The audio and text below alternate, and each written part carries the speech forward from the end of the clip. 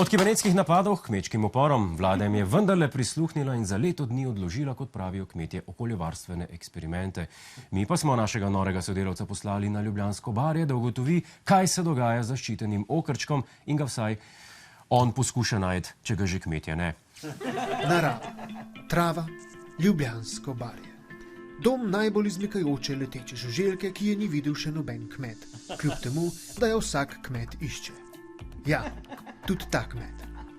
Govorim seveda o metulju z imenom okrček, ki je za svojo neprisotnost strani ljudi večkrat okaran.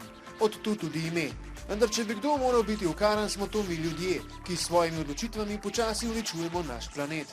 Ko bodo izginili vsi naravni habitati, bomo počasi izginili tudi mi, ker tudi mi habitiramo v naravi.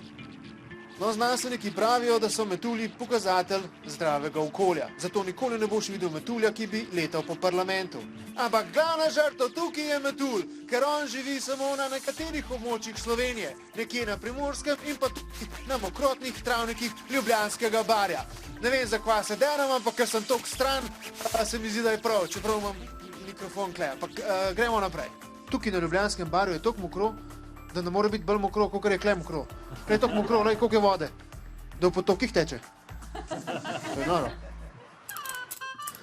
Naj jim paše, da sem mokra. Kot veste, vsak metulj svojo življenjsko pot začne s plazanjem, kot gosenica.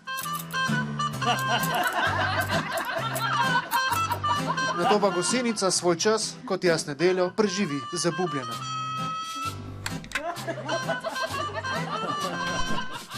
V formi bube, ta če je bodoči metulj, potem čaka na tople poletne dni, kar pomeni, da ga zdaj, aprila, tukaj sploh še ni. Mogoče ga pa zato noben kmet ne vidi, ker ta metulj sploh še ne obstaja. Ne, sploh obstaja. Temveč obstaja v formi bube. Potem pa pridejo traktorji in vse skupaj pokosijo. Kar pomeni, da jih kosilnice dobesedno žive zmeljajo. Pride kosilnica, ode gosenica. Ne!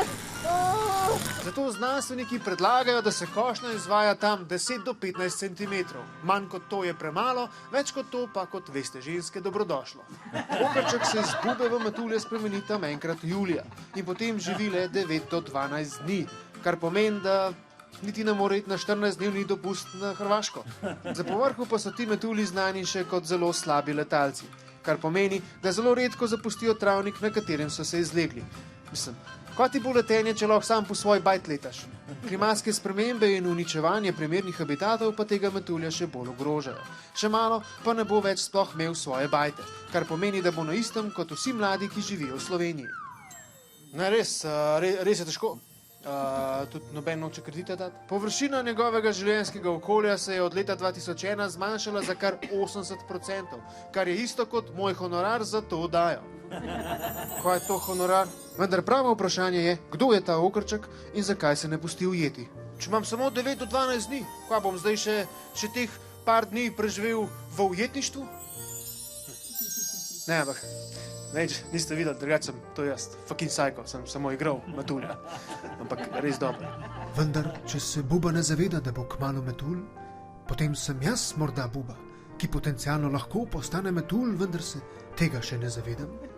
Vse svoje življenje sem zabubljen, nimam pomena. Morda si moram le pustiti leteti, morda moram le razpreti svoja krila in si dovoliti živeti. Jaz sem metulj, zdaj me lahko vidite. Ej, kmetje, pogledat me pridite.